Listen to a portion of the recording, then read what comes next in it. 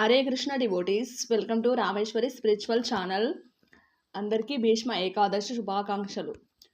భీష్ముడు ఎవరో చాలామందికి తెలిసే ఉంటుంది, కొంతమందికి తెలియకపోవచ్చు.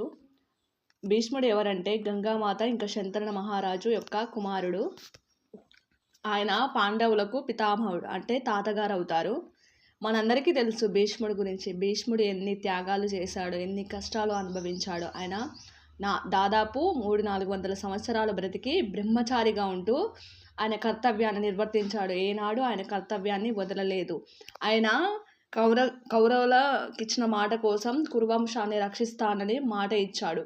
కాబట్టి ఆయన ఎవరితో యుద్ధం చేశాడో మనందరికీ తెలుసు. కౌరవుల తరపున ఉండి పాండవులతో యుద్ధం చేశాడు. ఎంత బాధపడి ఉంటాడో ఆయన మనందరికీ తెలుసు. ఎందుకంటే దుర్మార్గుల తరపున ఉండి మంచి వారితో యుద్ధం చేయడం అంటే అందరికీ చాలా కష్టం.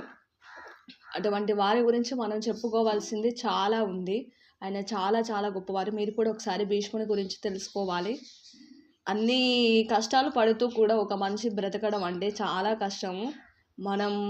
మనం చూస్తూ ఉంటాం, చిన్న చిన్న వయసులోనే ఆత్మహత్యలు చేసుకుంటున్నారు. ఎందుకంటే ప్రేమలో ఓడిపోయారని, ఇంకా విద్యలో ఓడిపోయారని, చదువులో రాణించలేకపోతున్నామని, ఇంకేదేదో బిజినెస్ పెట్టి ఓడిపోతున్నామని, ఇంకా చాలా చాలా చాలా చాలా రంగాల్లో ఉండేవారు ఆత్మహత్యలు చేసుకుంటూనే ఉన్నారు. కానీ ఆయన జీవితాంతం ఎన్ని కష్టాలు అనుభవించాడో మనందరికీ తెలుసు.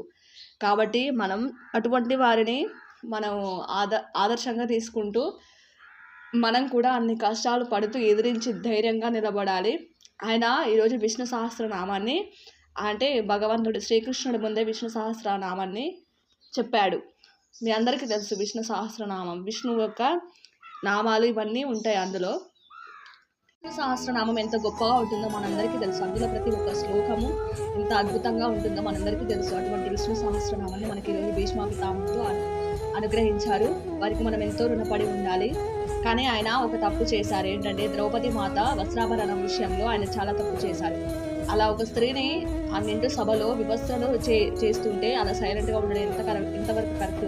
అంత పెద్ద యోధుడు ఆయన చిటికలో తలుచుకుంటే దుర్యోధనుడు ఏమీ చేయలేడు. అయినా కానీ ఆయన తను అనుకున్న ధర్మాన్ని పట్టుకొని ద్రౌపది మాతకు జరుగుతున్న అన్యాయాన్ని చూసి వదిలేశారు. అందుకే ఆయన ఎవరి తరపున యుద్ధం చేశారు? కౌరవుల వైపు ఉండి మంచివారైన పాండవులతో యుద్ధం చేయవలసి వచ్చింది. కాబట్టి మనం కూడా తెలుసుకోవాల్సింది ఏంటంటే మనవారా పరాయవారా అని కాదు, ధర్మం ఎక్కడుంటే మనం అక్కడే ఉండాలి. ఈరోజు ఏదో ఒకటి చేసి తర్వాత చూసుకుందాంలే అనుకోవచ్చు, కానీ అది చూసుకోవడానికి ఏముండదు. ఆ కర్మే మనల్ని చూస్తుంది.